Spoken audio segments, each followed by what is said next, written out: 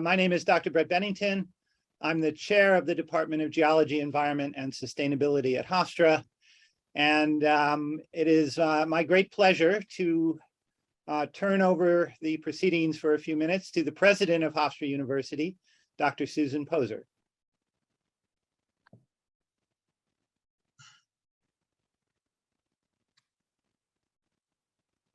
Nope, Susan, you're muted.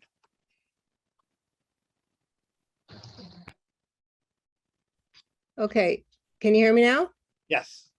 Okay, one would think that after 3 years of this, I would know how to do it. Hold on one sec. All right, I will start again. Thank you, Brett. It's my pleasure to welcome everyone to Hofstra's second annual Presidential Symposium. This symposium occurred for the first time last year and was so successful that we decided to make it an annual event. And is part of the month-long September welcome that begins the new academic year at Hofstra. And it's an opportunity for each school and the College of Liberal Arts at Hofstra to come together to discuss an important topic of local, national, and global interest, and to engage in service activity around the topic. By showcasing and sharing information about the research, scholarship, curriculum, and service that's going on at Hofstra, our faculty and students can educate each other and the community about the many aspects of the issue, which hopefully results in seeding further multidisciplinary research and engagement. This year's topic, Sustainability, Solutions for a Sustainable Tomorrow, puts a special focus on Hofstra's role in making our own campus and our community more sustainable. And I want to say a special thank you to Professor Brett Bennington and Professor Martine Hackett for serving as co-chairs of the organizing committee for the whole symposium, which is over the next 3 days. And I want to give a special welcome to Lincoln Bleveans, the Executive Director of Sustainability and Energy Management at Stanford University, who will be introduced more formally in a moment, and is going to open the symposium. So thank you very much for being here, Mr. Bleveans. So again, welcome everybody, and I will now hand this back to Professor Bennington. Thank you, Susan. I appreciate that very much. Before I introduce the person who will introduce the speaker, I do want to say a few words about the Solutions for a Sustainable Tomorrow Symposium, the series of events that are going to unfold over the next 3 days. Sustainability is a concept that we can trace back more than 200 years, but it's really only in the late 20th century that it's become a global priority. And to put it succinctly, what's happened is the human population has grown and developed to a point where our need for materials, for energy, and for space is causing changes to the planetary systems that keep the Earth habitable. And so we are now faced with a kind of a stark choice. Either we learn how to live sustainably, or we bequeath to ourselves and future generations a planet that is significantly more difficult and dangerous to live on.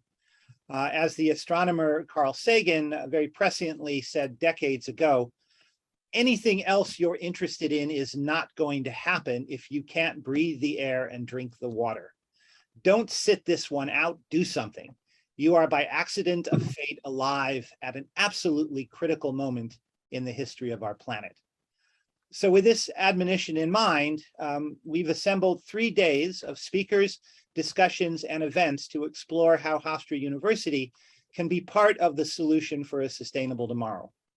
Sustainable solutions can be found at the intersection of science, economics, and social equity, with education also playing a very important role. And there's little doubt that climate change is our largest and most daunting sustainability challenge. We've structured our symposium around these key themes.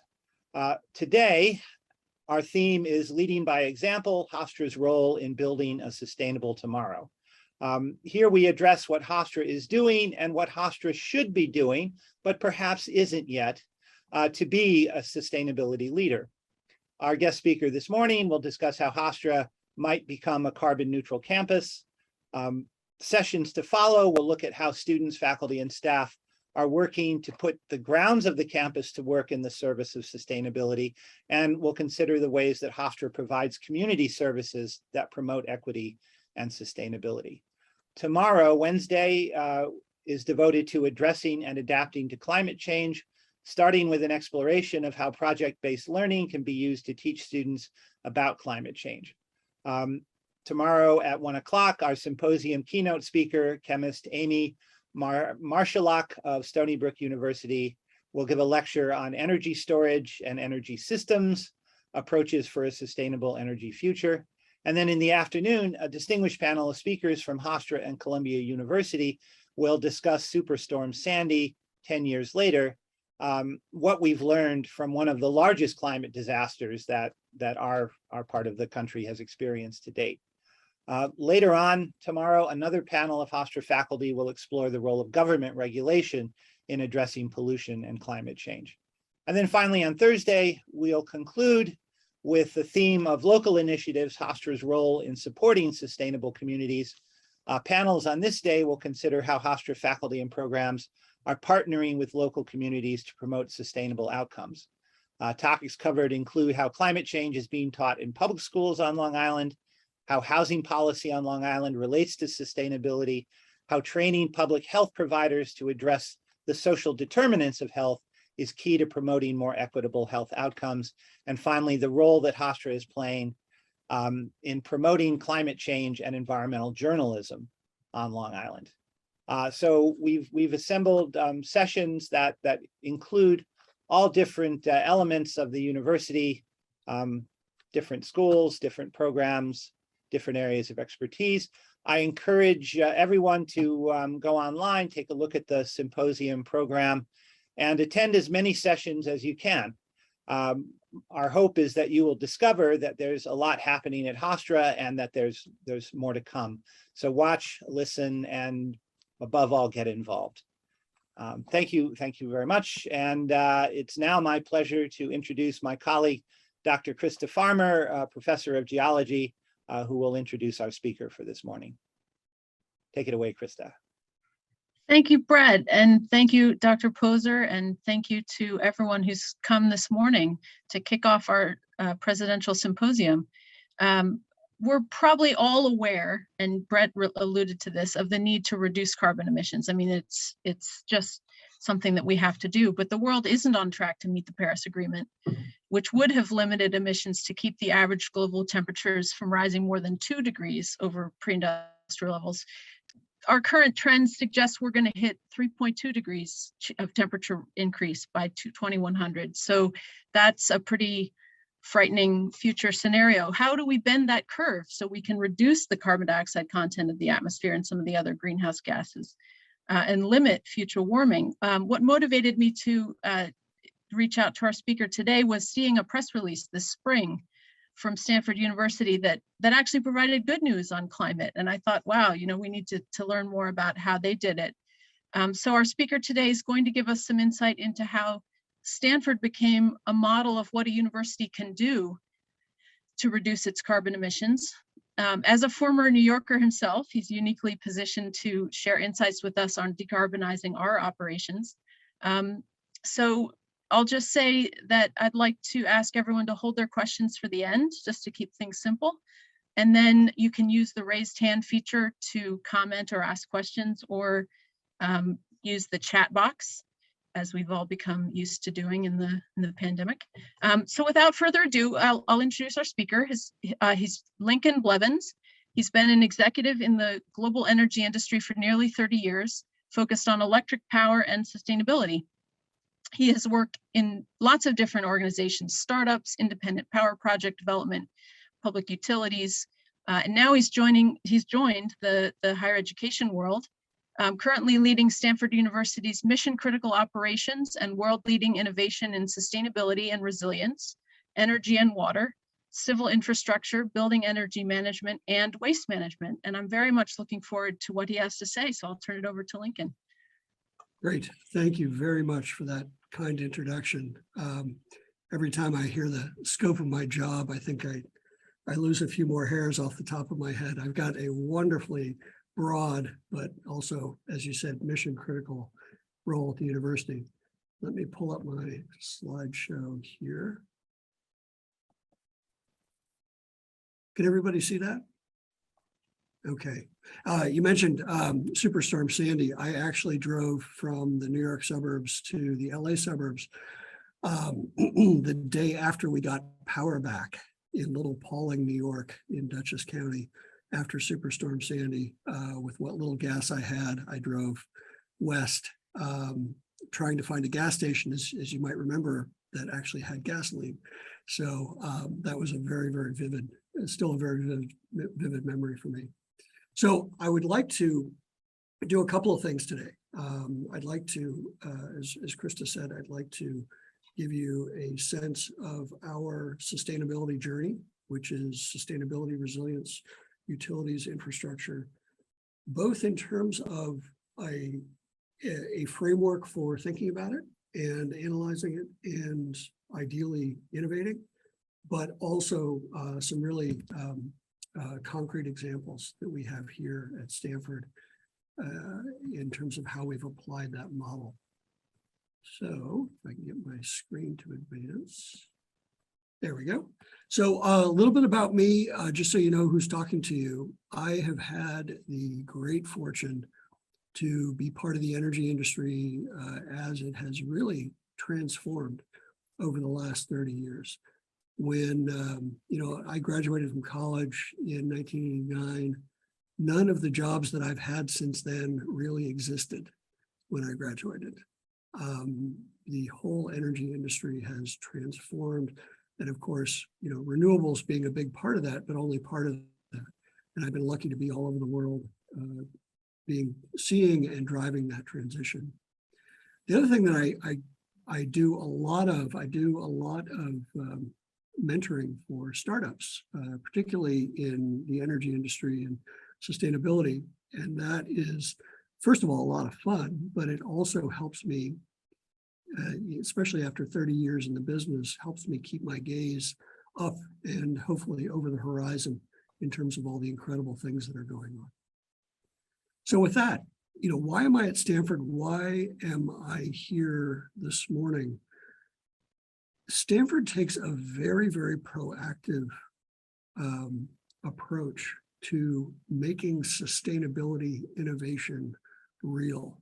And we want to, as you'll see as I go through this, we want to make it real, not just for Stanford, but we also want to provide an exemplar, a template for the rest of the world. If we just do something cool and beneficial here at Stanford and nobody knows about it or nobody copies it, then I don't think we've succeeded in our mission.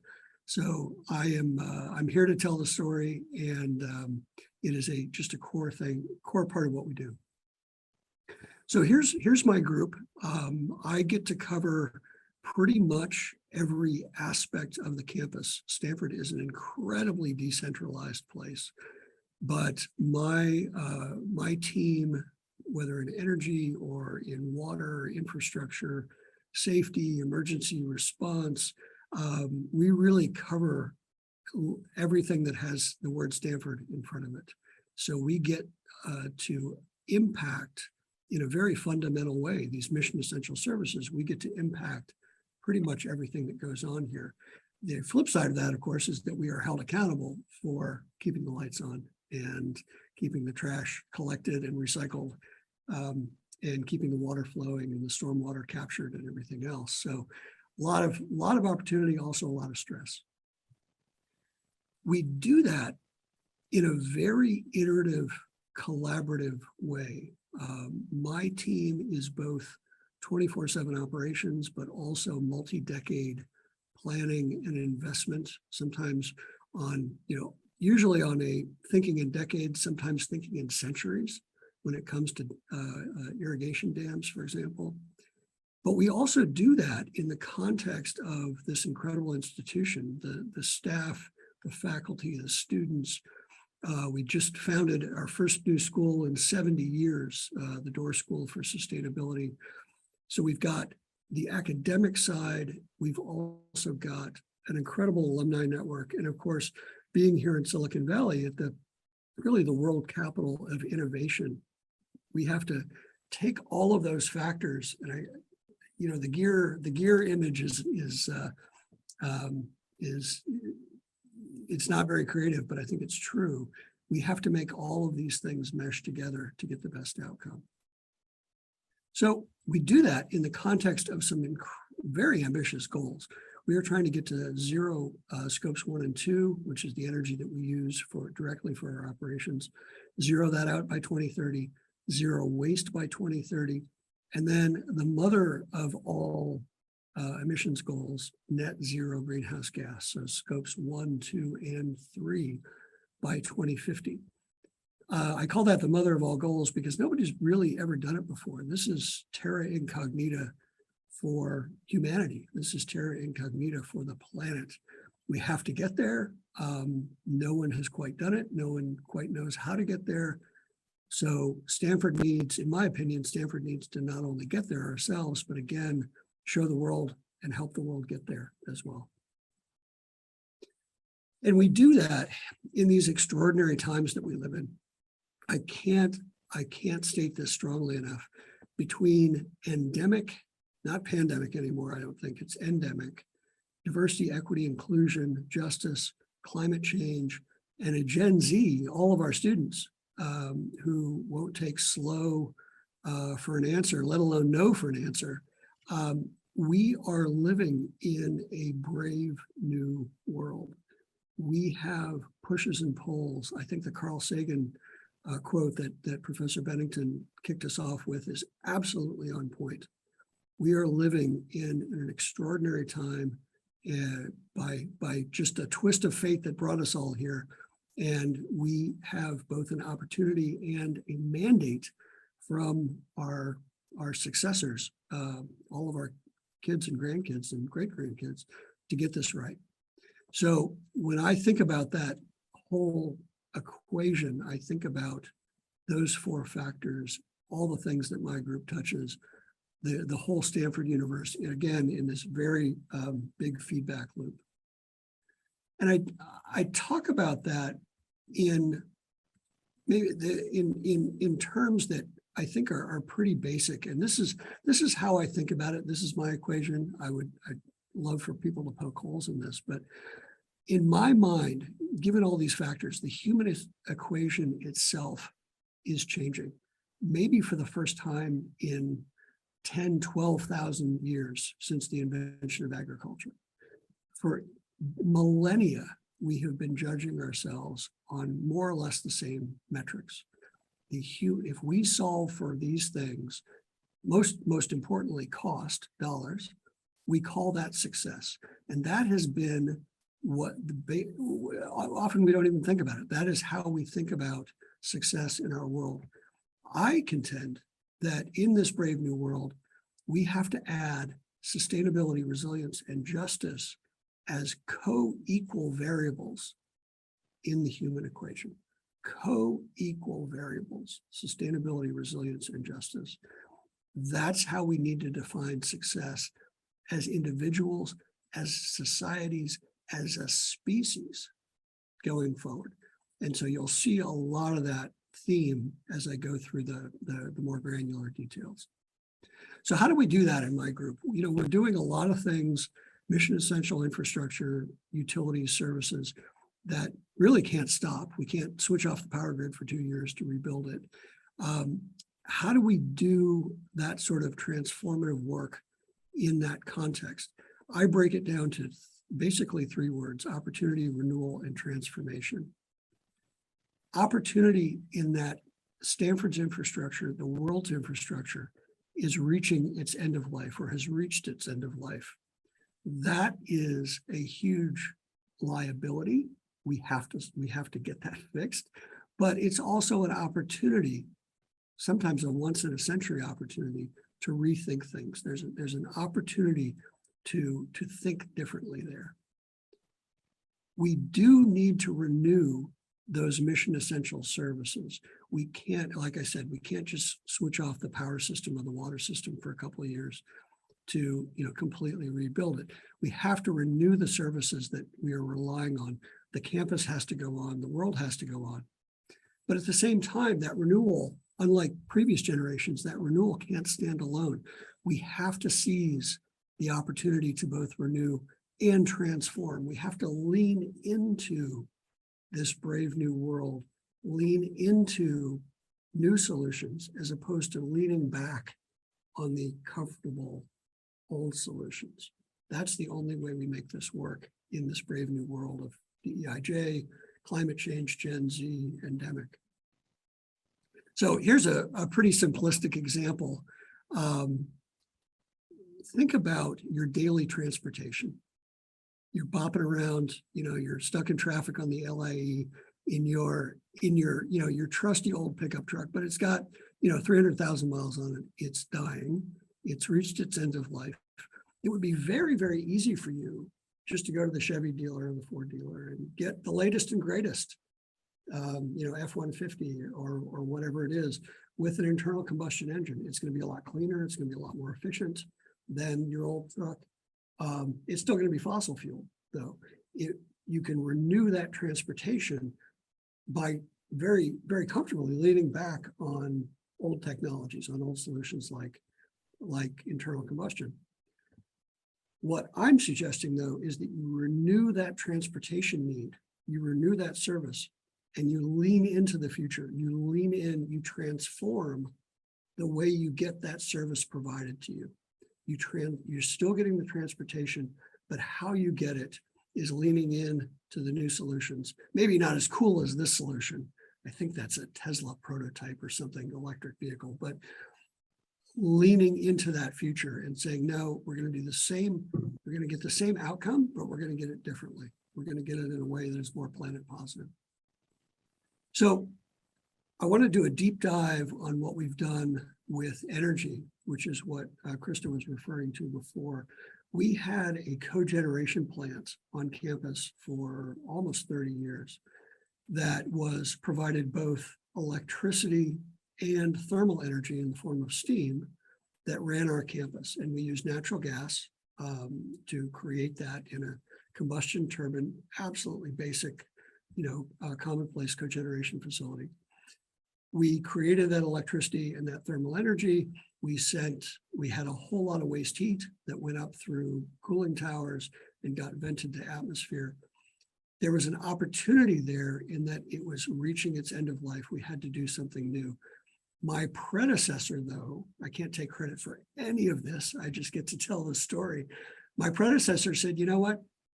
We're going to do it differently. Instead of buying another pickup truck, instead of buying another cogeneration plant, we're going to do this differently. We're going to lean into the future. And I want to show you how we've done that. I apologize, I should have jumped to this slide before, but when we looked at that cogeneration plant, all the bad stuff was going up. All the GHG and pollutants, water consumption, costs, reliability was getting worse. Distribution losses were awful in terms of getting the steam around the campus. It was time to do something, both from an end-of-life perspective, from an economic perspective, and from an operational perspective.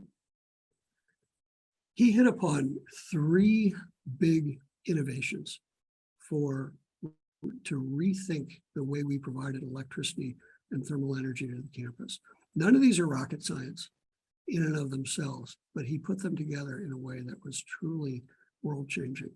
We went from being a retail customer of Pacific Gas and Electric, which is our utility, to a wholesale customer of the California grid, which meant that we could enter into solar power purchase agreements or renewable power purchase agreements directly. Switching from, hey, we're very comfortable with fossil fuel, but let's go to renewables. Let's figure out how to do this with renewables, and ultimately 100% renewables, which we've hit.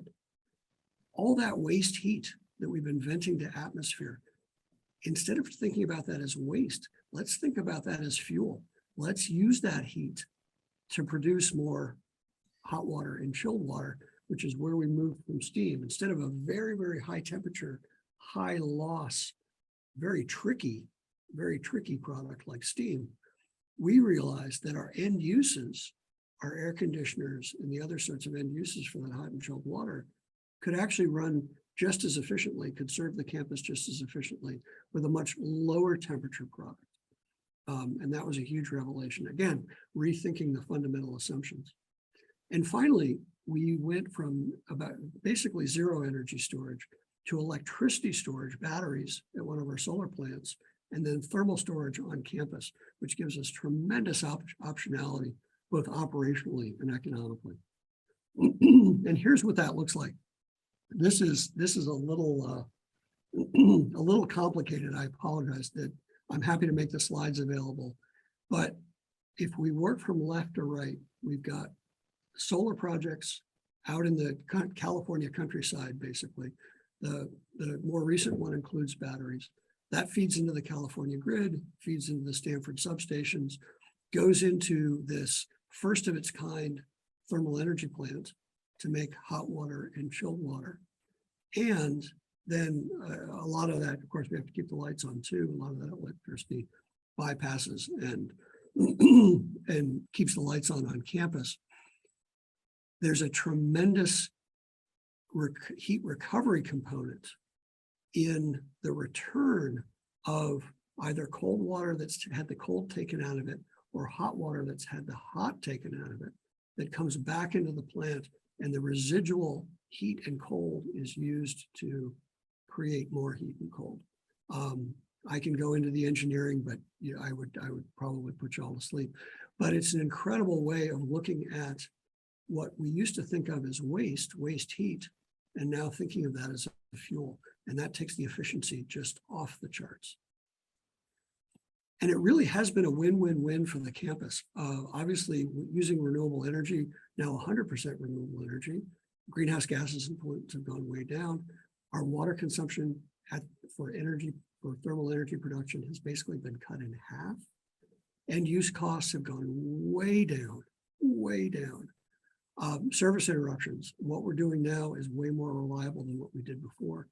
And distribution losses, this is pretty amazing. We were losing a third of the thermal energy that we produced in the cogeneration plant between the plant and the end use.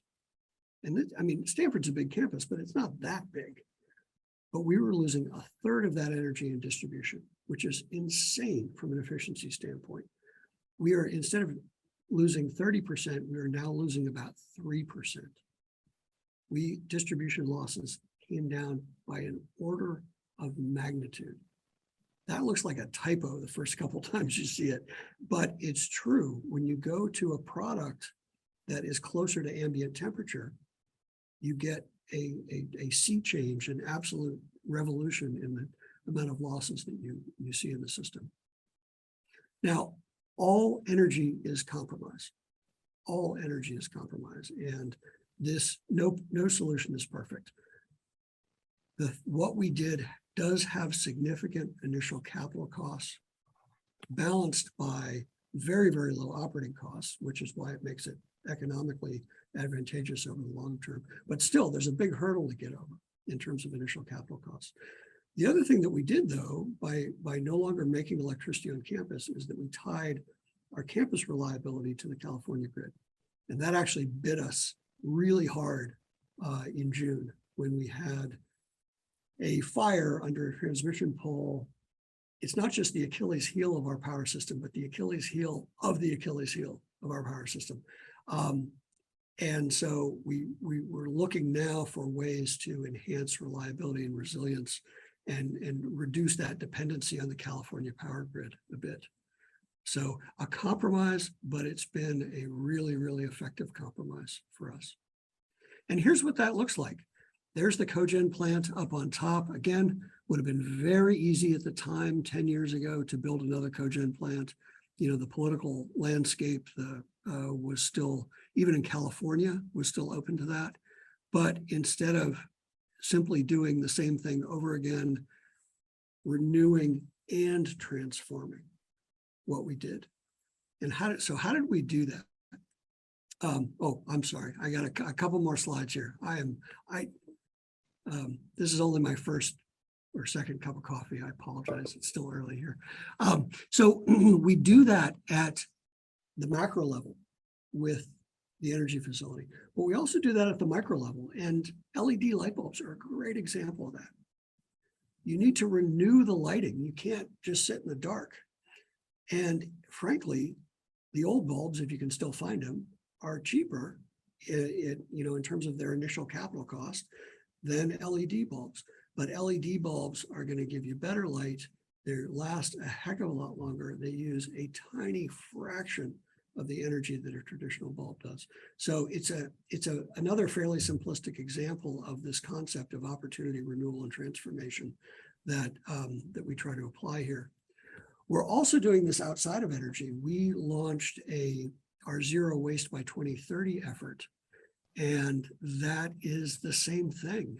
We could just keep going with traditional desk side bins, mixing everything together, people not quite knowing what receptacle to put, their tea bag or their coffee cup in.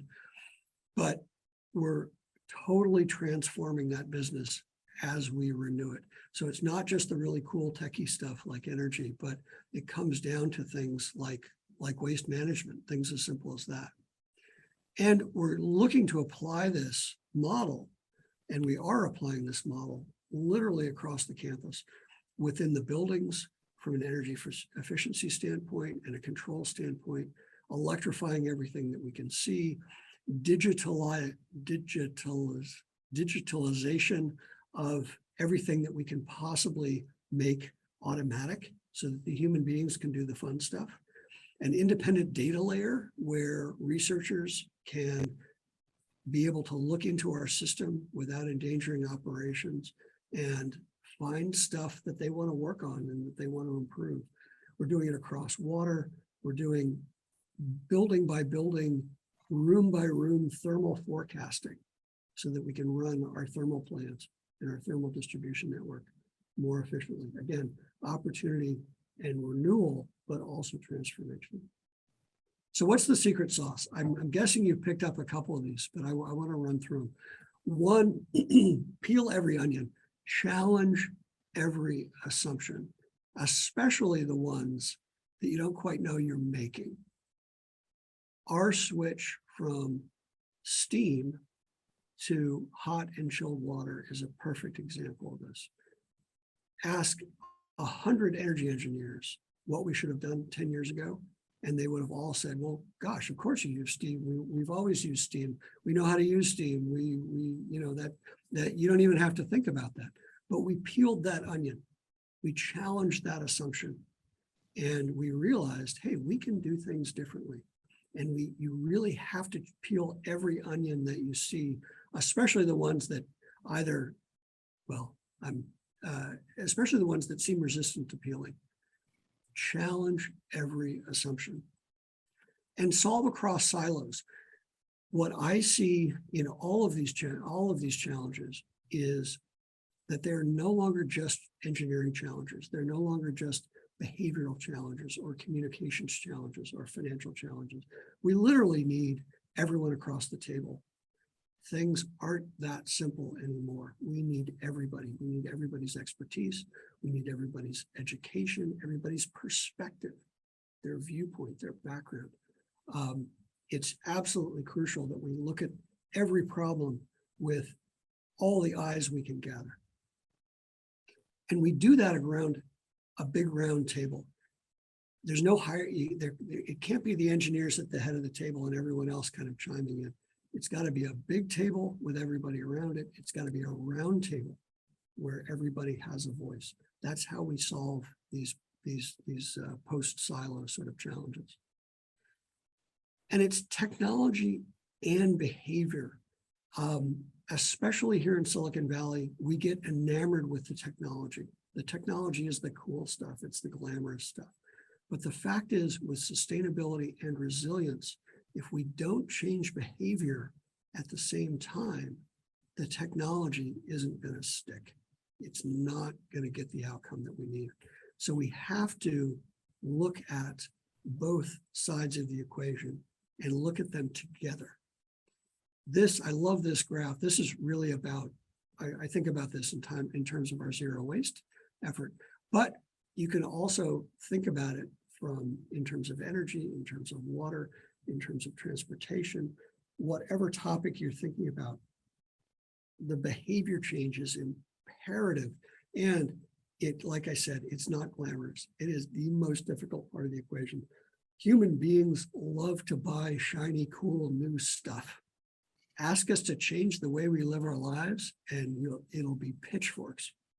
But that's how the rubber meets the road. That's how we get this done, is with behavior change co-equal with technology. And finally, campus is a living lab. This is a big thing for us. We do everything that we can within the context of absolutely reliable utility and infrastructure services to the campus. We do everything we can to use the campus as a living lab. Stanford is basically a medium-sized full-service city. We have everything here. We do pretty much everything for ourselves at one level or another. And we pretty much own everything. So not only do we have everything here that we can experiment with, but we have control over it. And so whenever we look at a problem, we look at collaboration, if you remember those gears, 24/7 operations, planning and investment, as well as the faculty and the staff in the ecosystem. Try to make things work here, de-risk new technologies, de-risk new programs, and really drive real world change. Making sustainability innovation real is something I say probably about 50 times a day, but it's true. We've got, if we just talk about it or it stays in the lab, we haven't achieved our mission. And when we do that, as I said in the beginning, we're not just looking to create something in the lab. We're not just looking to create the next startup. We want to optimize for the city with a mission that is Stanford, and offer a template to the whole world.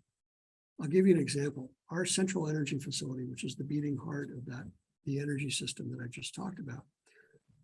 Pre-COVID, we were running 1,000 tours a year through that facility.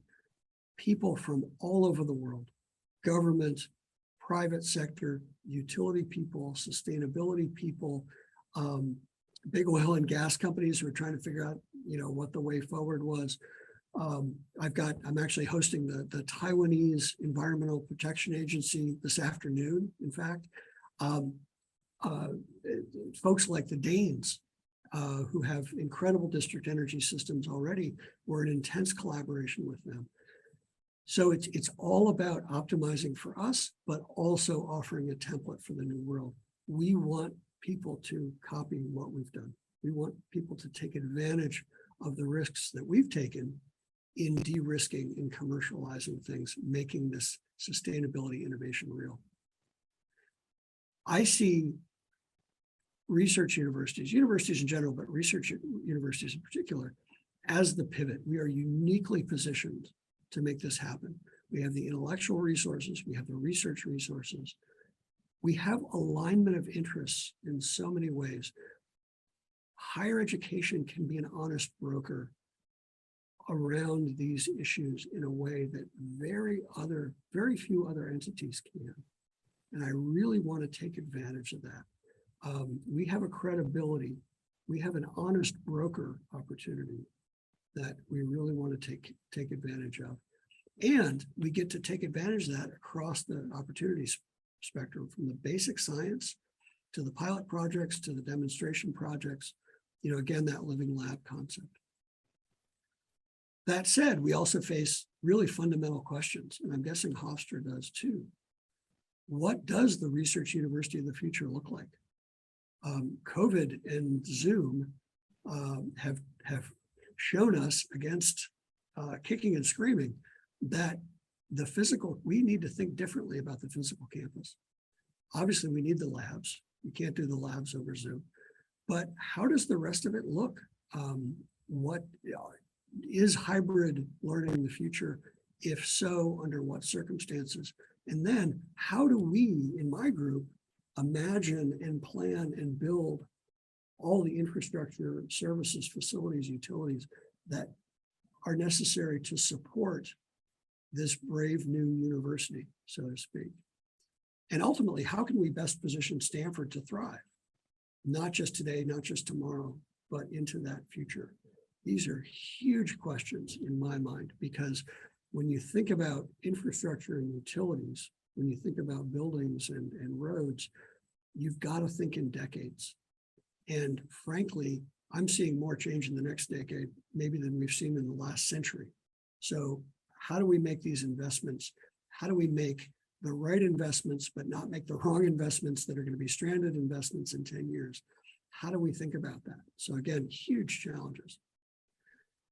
And because of that, and think back to this big round table, climate change in particular is really, in my opinion, our species' first geography agnostic challenge.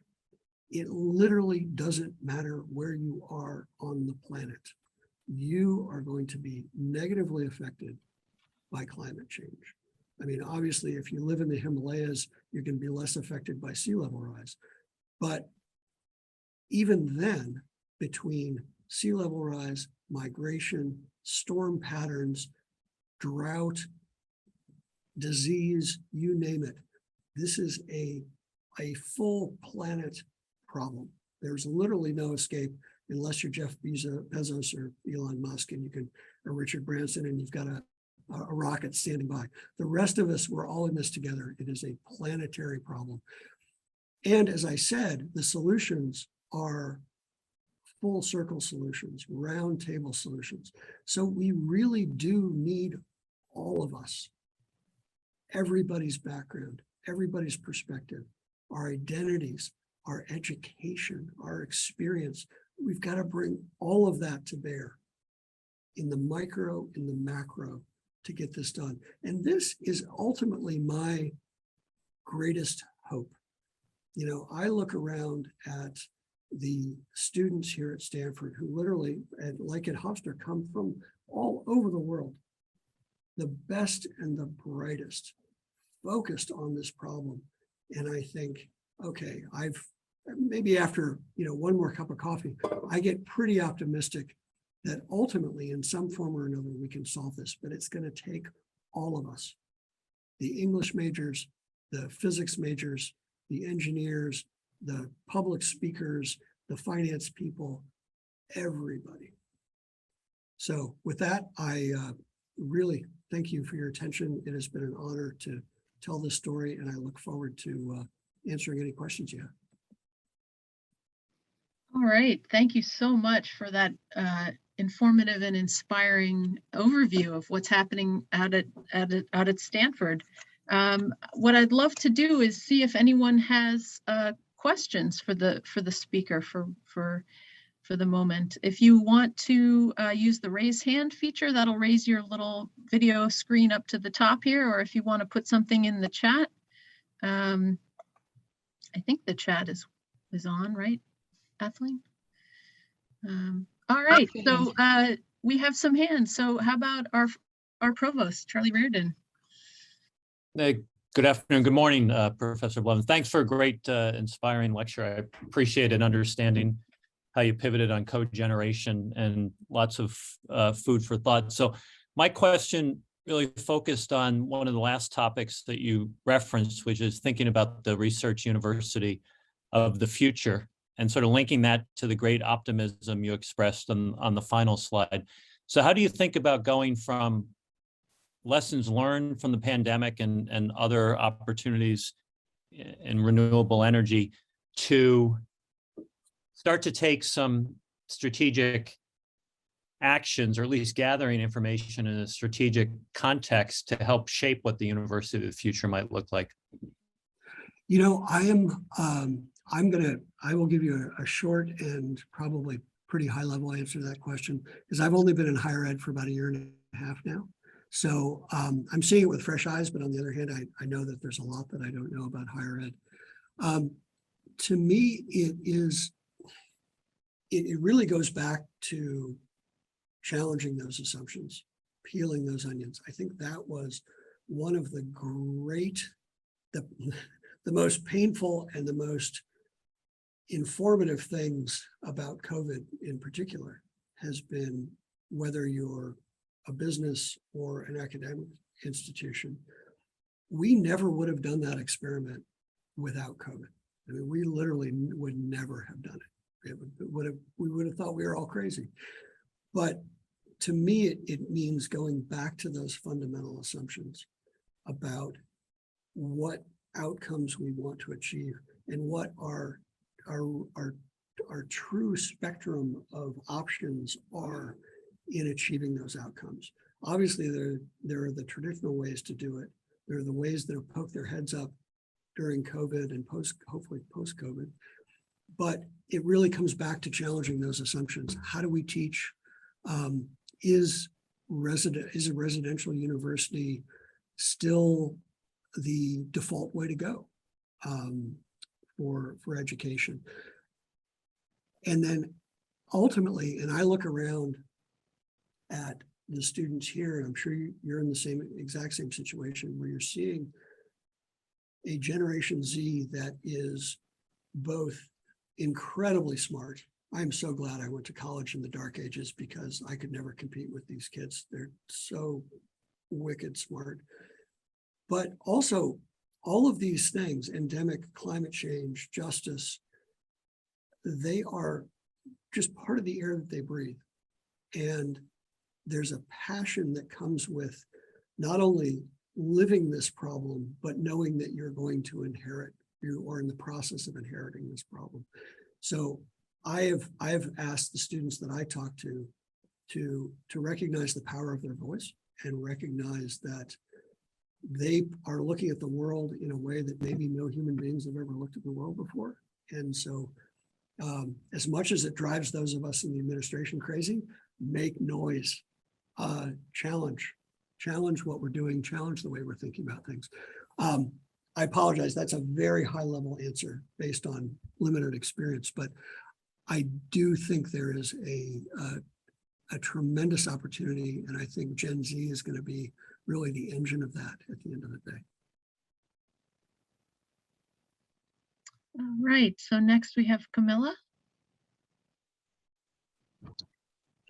First, thank you for that presentation. It's always fun to hear about a topic different than what I normally read about. But the question I had comes from my background, which is psychology, and thinking about how to change attitude and behavior.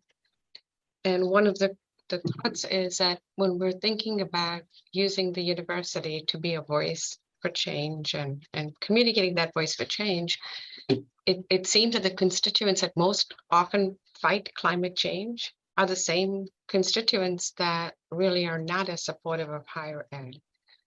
So I don't know if that's a problem that sort of doesn't really have a good solution, but I'm posing it. You know, how do we get that message out in a way that's heard? I struggle with that a lot. Because I worry that I think I actually go back to the United States of America circa in early 1941. And I think about this looming global threat of Nazi Germany and a very, and the Axis powers, right? And the United States trying to get, I go back and forth on FDR, but how do you motivate? How do you get a society to mobilize? And how do you get a society to sacrifice for the greater good? By hook or by crook, I think Pearl Harbor helped a lot, but by hook or by crook, we were able to do that back then. I thought in Pawling, New York, I thought that Superstorm Sandy would be Pearl Harbor. On the other hand, I thought that Sandy Hook would be Pearl Harbor for gun control. So a little bit of naivete there. But I worry that we're going to have, it's going to have to be a fear-based transition. And I hate that. We were talking a little bit about where I just moved to, right on the coast, which here in California, which is has been famous for its fog. And just over the last 10 years, 5-10 years, the fog has reduced significantly as a function of climate change. And that is probably great for my property values. Makes it easier to go surfing when I want to, but it's also, it's one of these things where it's real to people, no matter where they are on the political spectrum. And so one of the things that I've just started really trying to turn over in my mind is, how do we use people's lived experience, even in crazy ways like, hey, there's less fog. How do we use people's lived experience to drive individual behavior? That's about as far as I've gotten in terms of thinking about it. But what I'm looking for, and I would love to find, is either an alternative or a very significant complement to a fear-based approach. Because there's a lot of fear, and understandably so. The people we need to reach are the people who don't feel the fear. How do we do that? How do we, how do we reach them where they live? How do we speak to them in their own language, so to speak? And to me, I'm wondering whether lived experience is a big part of that. I wonder, actually, because I left right after Sandy, like literally the day we got power back on. But I wonder in New York State, especially southeastern New York State, whether climate change is now something that is more consistent across the political spectrum. I don't know. We go back for Christmas, that's about it. But I wonder if that lived experience has changed things. I'd be really curious in terms of the way that the full spectrum of politics in New York talks about climate change. Maybe that's an opportunity. But again, I'm looking desperately for an answer that I don't have. Well, thank you for trying with the thoughts you have. It's great to hear them. And we have next up Aliana. Hello, can you hear me? I may be in like a loud area. Yes. Yes. So hi, I'm a junior urban ecology major, sustainability studies minor. I just have advice for how, like, if you have any advice for how a student should approach such a discussion with administration. I feel like they would ask a lot of questions about the how and the cost, but that's like more unique to how each institution operates. So just any advice for like having such a discussion. One, I don't know Hofstra, but I can tell you that in the Stanford context, the students, especially the undergrads, are always surprised at how powerful their voice is. I go back, I spent 10 years in city government down in Burbank, in the LA area. And the analogy that I think of is a city council meeting. You can write letters to your city council members about a certain problem. You can send them emails. You can write op-eds, but nothing replaces going to the city council meeting and going up to the podium during public comment and saying your piece in person, being there, being involved, committing yourself to the issue and putting in the time and then saying your piece. I think a lot of people underestimate how powerful it can be simply to show up and be attentive and raise your voice in support of something, or raise your voice with a question. That sounds really simplistic, but I've seen that here at Stanford, where if we have a student newspaper called the Stanford Daily, it's one thing if banners go up all over campus. There's one thing if there's a march or a sit-in or whatever, but an article comes out in the Stanford Daily, everybody freaks out. Oh my goodness, it's in the Daily. And it's that same thing.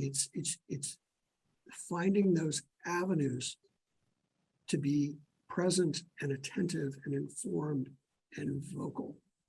And I guess I don't know the Hofstra universe, but I would encourage you to find that and be that attentive, present, informed, vocal person. Thank you. Great to hear from students. Rich has had his hand up for some time now. You're up next, Rich. Great. Thanks, Professor Blevins, for meeting with us, and I appreciated your comments. I had a question about, I had a lot of questions, but I'm just going with one of them. And I was wondering how your program is built into the governance process on campus to ensure that you have continued commitment, for compliance and financial support and, enforcement by the university, and not just sort of, a sort of a project that sort of is always kind of trying to find that commitment. You've cut right to the marrow of the whole thing. Stanford is the most decentralized institution that I've ever imagined. Sometimes I don't even know how it works. I mean, it is so decentralized. The governance is so diffuse. The decision-making is so diffuse that and everybody, of course, has an opinion and everybody's right. I like to joke that, you throw a rock at Stanford, you're either going to hit a Tesla or a Nobel Prize winner. I mean, it's that kind of, people have got strong opinions and they know they're right. The way we get it done, it becomes, and we're doing this with zero waste right now, which of course is a little bit of technology and a whole lot of behavior. We are rolling out basically a full, I'm going back to World War II, I apologize, but a full D-Day invasion from a stakeholder process perspective. We got the bombers, we got the paratroopers, we got the naval ships. We're throwing everything that we can at this. Across the campus, signage, stakeholder meetings, articles in the paper, talking about it incessantly, explaining things 3, 4, 5, a dozen times to the same people. And it's just this incredible full court press of a stakeholder process and defining our stakeholders very, very broadly. So it's not just the faculty, it's not just the academic side, it's not just kind of the outline of the campus, it's the Stanford community. And you think about voices that have power in a university ecosystem, the alumni, the donors. Let's get them up to speed on this so that if they're at a reception or something, or they're talking to a faculty member or the provost or the president, they can emphasize this, they can reinforce this. But it's really been stunning to me how big that community is, how diverse that community is, and the amount of effort, patient persistence, and really granular and careful thinking that goes into that process. But then once the Board of Trustees made a decision and they said, here's $485 million, here you go, kid, go play in traffic. With $485 million to do this full conversion. By that time, everybody was all in. And that was not just the administration, but that was a committee that we formed of scientists, some of the world famous physicists who were literally picking apart our financial models and our engineering assumptions. That really painful, very personal, iterative, 2 steps forward, 1 step back process of consensus building and education. And if somebody strays off the reservation, you bring them back. It's that effort, and it's truly remarkable what that takes. And the bigger the project, or the bigger the behavior change, and that's zero waste, the more we've got to do that. And every day I realize that effort is bigger than I thought it was. but you really hit to that. I mean, that is the absolute marrow of the challenge. And, you know, certainly at Stanford, given how decentralized we are. Yeah, great questions from everybody. Brett's up next. My question shifted a little bit because you answered in your last remarks my initial question, which was sort of what do you see as the next big challenge that you're working on, and that seems to be the zero waste initiative. So let me shift my question and sort of point out that you obviously seem to be the point person, the you know, kind of the nexus through which all of these efforts are at least being organized. How did you come to occupy that position? And, you know, at Hofstra, what do you think we would need to do to have our own Lincoln Bleveans? I mean, what? Oh, gosh. Well, you can bribe me with a surfboard. Although those, I'm thinking of the summer waves at Jones Beach, I'd probably get crushed. But anyway, it's been a kind of an iterative process for Stanford. We started out very early with climate action planning back in 2007 was our first climate action plan. And that, of course, you know, lays out the very, very broad brush approach to these things. And then iterating, of course, that's when climate science was, you know, really developing, becoming much more robust. So really iterating on science-based targets, getting the board of trustees talking about it, and no longer talking about the if, but talking about the when. And some of our peer institutions are still talking about the if. Some of the names would surprise you from the conversations that I've had from a climate change perspective. But it's been a process. And then my predecessor, you know, I got here a year and a half ago. My predecessor was basically the polar opposite of me. He was a brilliant energy engineer. And he is a guy named Joe Stagner. He's now retired, but he was the father of this full transformation of our energy system. And he was absolutely laser focused on energy and did this and really kind of bulldogged this project through and got everybody convinced that it would work and everybody convinced to do it. My background is really all over the place. You know, I was a foreign language major at Little Kenyon College in Gambier, Ohio.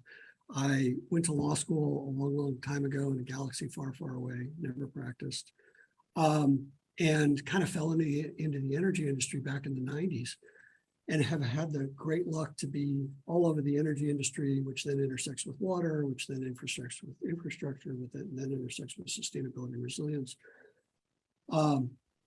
So it was, but the reason that I got here, the reason that I left Burbank and what was a great job down there doing cool stuff, was the looking at that example of the energy of our energy innovations and saying, okay, I know, you know, back to Rich's question, I know this is going to be a three-dimensional cat herding exercise to get anything done, but they did it. They did it to the tune of $500 million.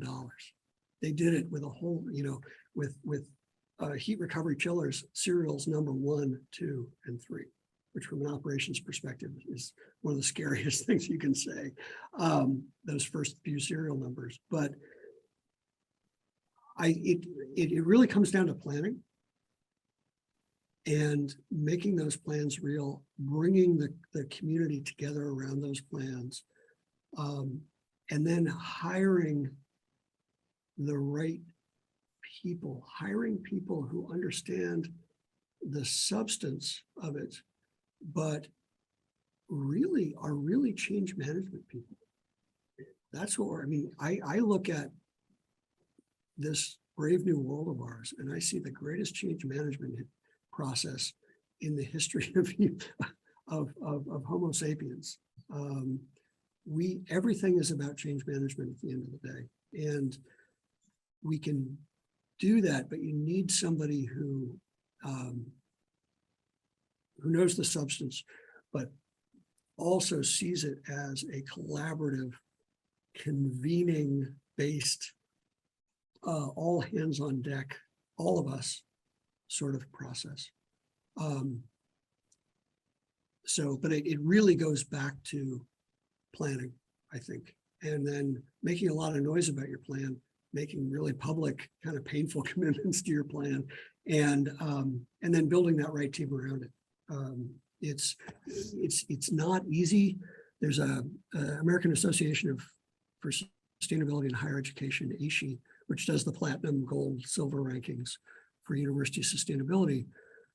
Their job board used to be 30 openings. Now it's in the 3,000s last time I looked. 2 orders of magnitude more demand for higher ed sustainability professionals. So it's an incredibly difficult market. But it really, I mean, it starts with intention, and then intention turns into discussion, discussion turns into planning, planning turns into commitments. And you literally build from there. I'd love to have a full pot of coffee conversation about it, but that's really, to me, that's the heart of it.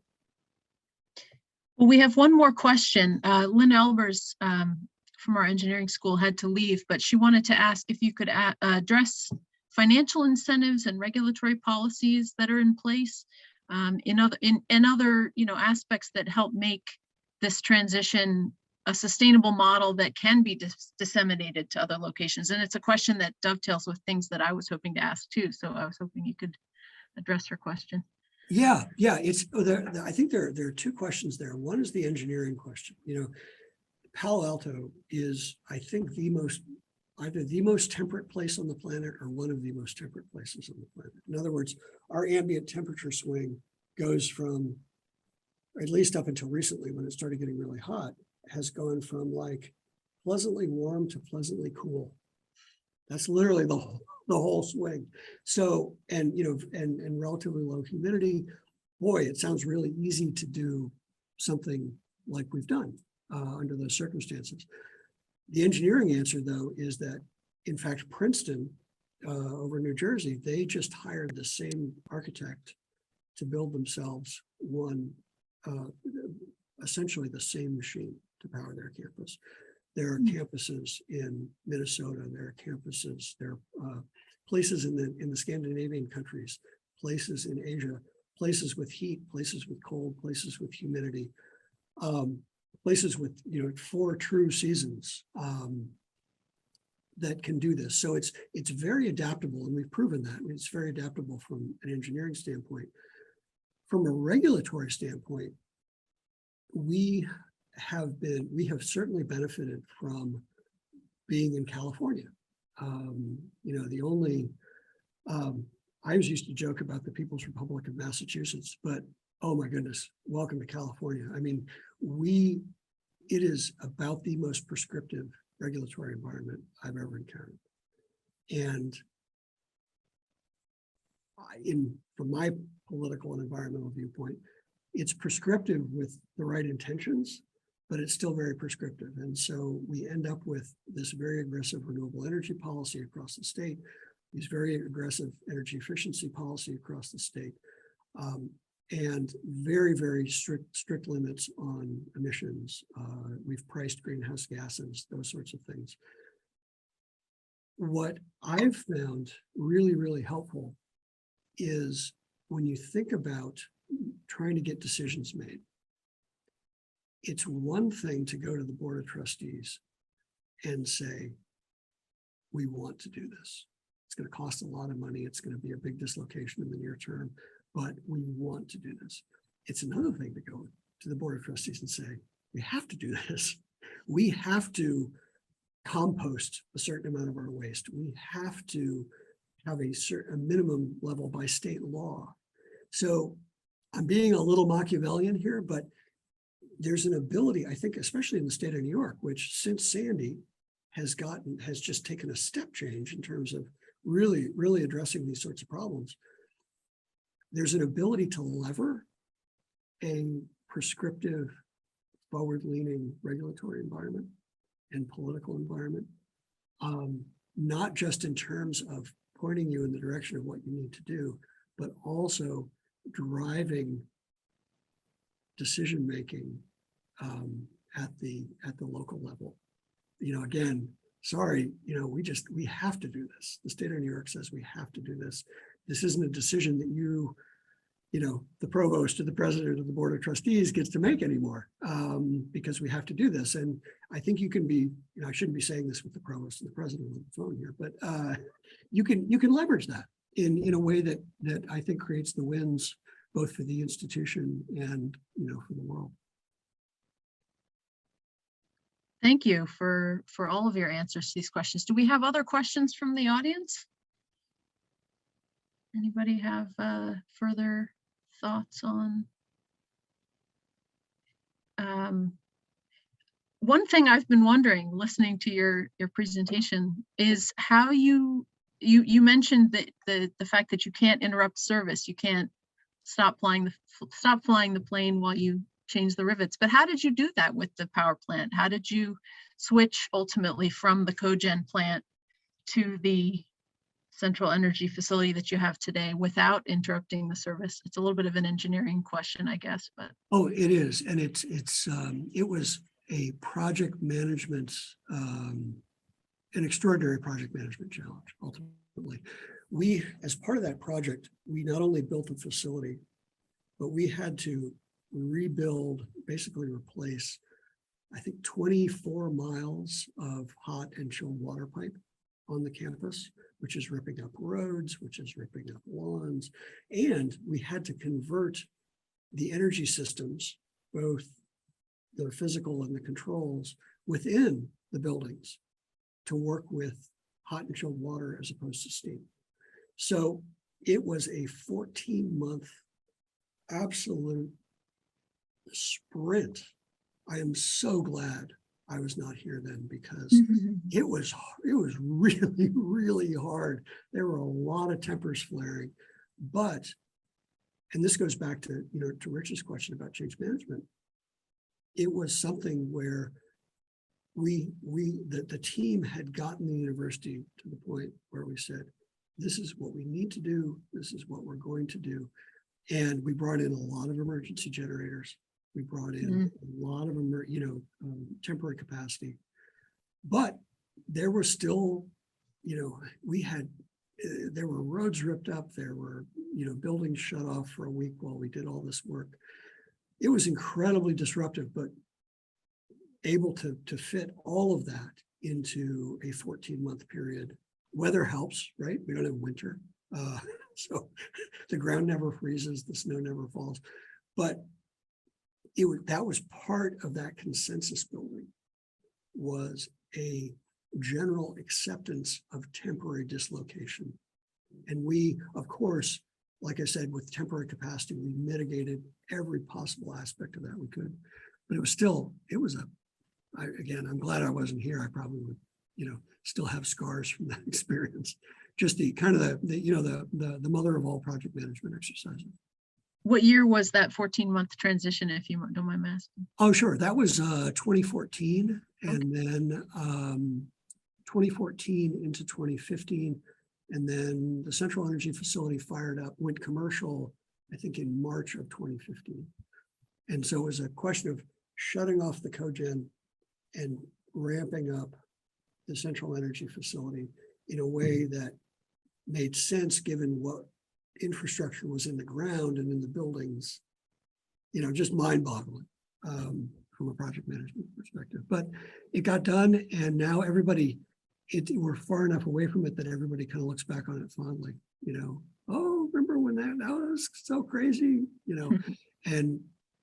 but we've done, because we've met and exceeded our financial targets, because we've met and exceeded our environmental targets, and our operational targets, it's been a win. And so I think when you're in that, when you can put the W in that column, a lot of that historical heartache kind of gets revised over time in people's minds. But it was a project management masterclass. Rich has another question. Yeah. There we go. So I was curious about, and I didn't realize how long ago this was, the major part of the process occurred when I wrote the question, but I'm still going to ask it. Typically in these changes, we build in a feedback loop so we can understand what happened later and then use what happened to implicate our future. So I was wondering, first of all, how did you build in a feedback loop and what have you learned and how does it implicate like your ongoing process to ensure that, you still have a very green environment that you operate in?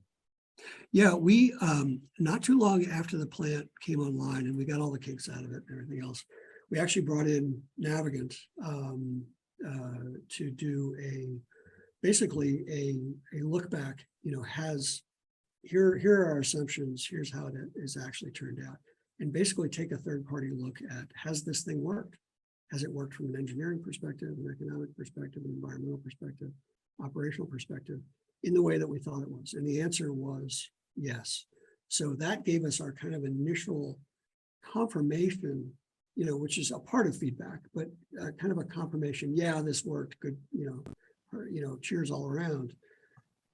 As we've gone though, we've really adopted what we call a continuous commissioning mindset.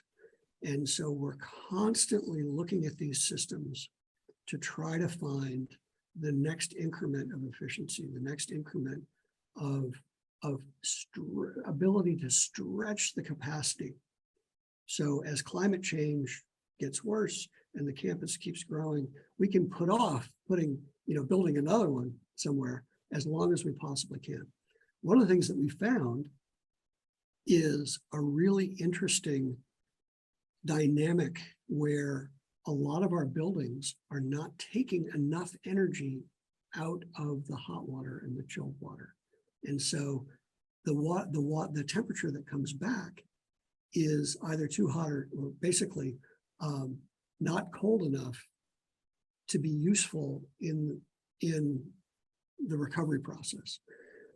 So one of the things that we're trying to do now at the very other end of the value chain is what we call return temperature optimization. How do we get our ultimate customers to use much more of the energy that we're sending them so that the whole system gets more efficient? And we actually project with a straight face, it looks like a typo, but we're actually projecting 30 to 40% efficiency gains if we can get return temperature optimization right. In other words, if we can, instead of just optimizing on the supply side and on the distribution side, if we can optimize the entire value chain, out and back, if we can optimize that whole thing down to the most granular level and then back to the most macro level, that's our next big frontier. The other big frontier there is looking at things like artificial intelligence, which are being applied with great effect, incredible effect, to thermal energy systems, cooling systems, data centers.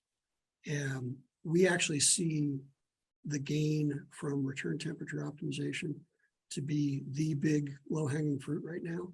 Maybe we'll get to AI at some point, but right now it's really optimizing that whole system, literally down to the touchpad in the classroom or the touchpad in the lab. So, and that's a whole new way of thinking about this. Again, post-silo, everybody's part of this answer.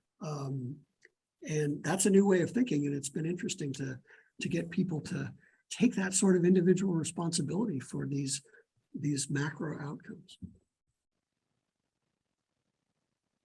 I would love to put on a pot of coffee and keep talking more and more about all of these issues. It's been fascinating. I just have one quick question. I don't know if anyone else has any last questions. We are nearing the end of our session here.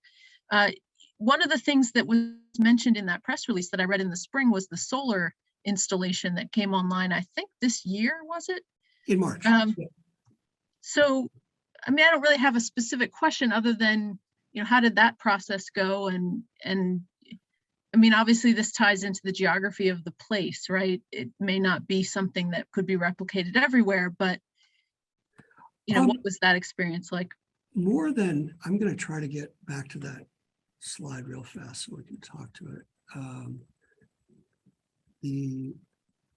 This was really a 10-year process. Can you guys see the schematic there? It was really a 10-year process of planning and then building the facility, adding some solar, and obviously the prices have come down until recently. But I put the dates there. You can see that back in 2015, we had some rooftop solar on campus. We built the central energy facility. I put this year's date because we just finished doubling the cooling capacity, which is a whole different conversation around climate change. But in 2015, we built the substations. In 2016, our first power purchase agreement for solar came online. And that's a plant on the California grid, but down in the desert in Southern California. So that was about 2/3 of our energy needs annually comes from that solar plant. And then as we optimized the facility itself, we watched these solar prices coming down and down and down.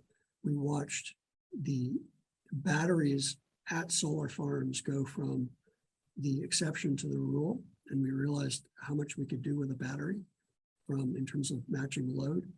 So we started in 2019, we went back out into the market to go from 66% renewables to about 120% renewables. So we added that second project, which is about 3 hours drive from here out in the cornfields. And that's lower priced solar panels plus batteries. It's a project called SLATE, S-L-A-T-E, Goldman Sachs, Recurrent Energy, Canadian Solar. And we have a big part of that.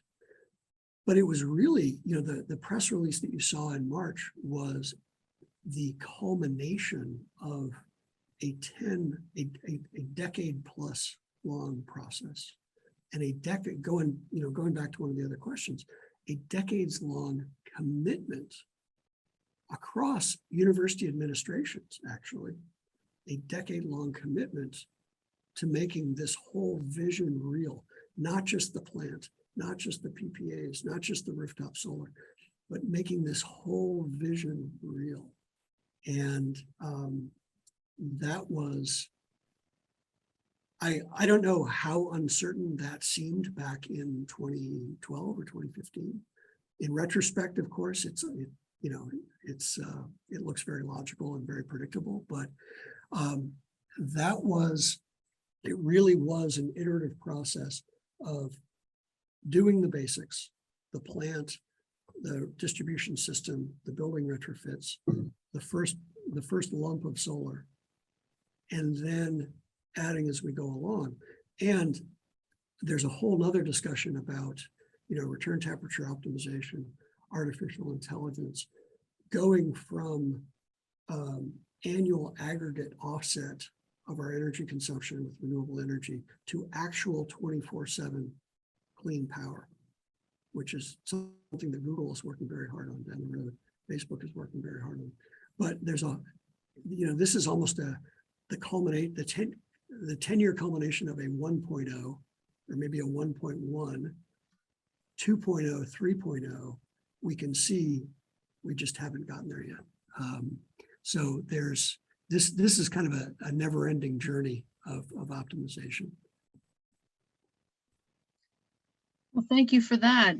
Very inspiring and very interesting presentation. I could sit here all day, but it's 12:45 and I know people have places to go and things to do. So I'd just like to say thank you very much for your story about Stanford and your advice and your comments on how to achieve this kind of a transformation. Thank you very much. And it is an ongoing journey, right? We're never going to actually get so. I will extend an invitation if you're ever out this way.